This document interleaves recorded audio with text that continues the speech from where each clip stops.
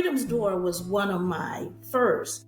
And Freedom's Door is based upon New Year's Eve of the Emancipation Proclamation. So the person is walking through that door for the very last time as an enslaved person. And they're walking into a newfound freedom, a new way of life, in a new year. And so the painting looks like an actual door, has real doorknobs, real hinges, has the key.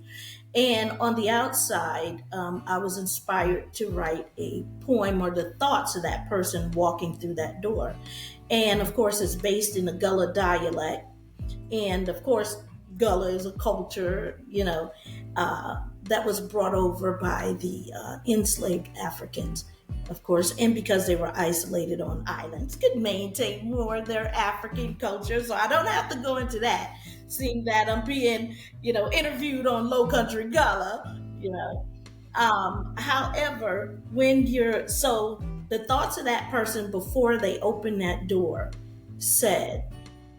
they say, freedom is a step away. Open the door, freedom gwine. My own mother, brother, sister, they going way before. Get way, this freedom door. Don't know 'em what spec yon this door. One thing know 'em, ain't going to live this your life no more. So for me to be able to present that door to him, especially after, my journey. And I have to tell you, when I did the presentation for him, I had to go back to when I originally created that door. And I was literally at the Voters' Rights Museum back in 2008. When President Barack Obama and of course Hillary Clinton at that time, it was during that election time.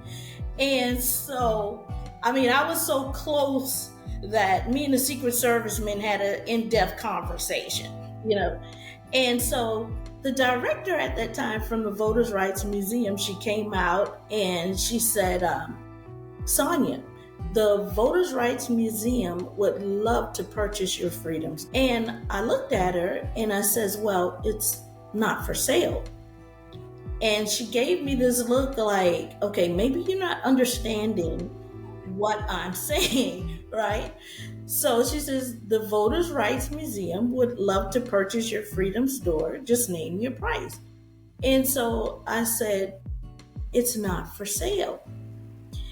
And so at that moment, I don't think, I know she did not understand that what she was asking was to purchase my own personal freedom, because that particular piece was created for me. That was my entry into freedom, And so now, years later, I had the opportunity to present that to someone who was a freedom's door, for me.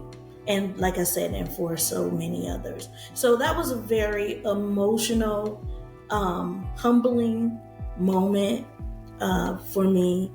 And in his words, he told me, he says, I'll never forget you. And I can, gosh, I'm getting a little emotional here. And, but not only will I never forget him, I will never forget the work that was done for all of us.